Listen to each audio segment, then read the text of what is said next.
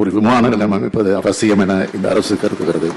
ஓசூரில் 2000 ஏக்கர் நிலப்பரப்பில் ஆண்டுக்கு 30 மில்லியன் பயணிகளை கையாளக்கூடிய வகையில் ஒரு பன்னாட்டு விமான நிலையம் அமைக்கப்படும் என்பதனை இந்த மாமண்டத்தில் நான் அறிவிப்பதில் மகிழ்ச்சி அடைகிறேன். ஹொசூர் விமான நிலையம் குறித்து கடந்த 2022ஆம் ஆண்டு ஏப்ரல் 4ஆம் தேதி திமுக எம்பி வில்சன் எழுப்பிய கேள்விக்கு அன்றைய விமான போக்குவரத்து துறை இணையமைச்சர் PK சிங் மத்திய அரசு மற்றும் பெங்களூரு சர்வதேச விமான நிலையத்திற்கு இடையேயான ஒப்பந்தத்தின்படி பெங்களூரு சர்வதேச விமான நிலையம் தொடங்கப்பட்ட 2008ஆம் ஆண்டில் இருந்து 25 ஆண்டுகளுக்கு, அதாவது 2033ஆம் ஆண்டு வரை 150 கிலோமீட்டர் சுற்றளவில் புதிய விமான நிலையங்கள் அமைக்க முடியாது என்று பதிலளித்ததாக அண்ணாமலை தெரிவித்துள்ளார்.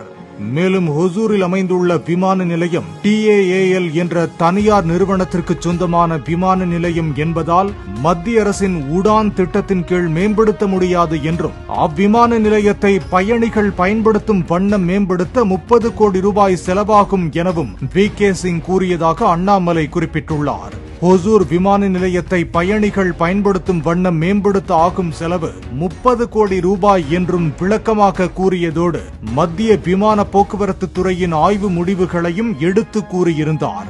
அத்துடன் தமிழக அரசு TAAL நிறுவனத்துடன் ஒப்பந்தம் செய்து கொண்டு ஹொசூர் விமான நிலையத்தை மேம்படுத்தி பயன்படுத்தலாம் என்றும் மிக தெளிவாக கூறியிருந்தார்.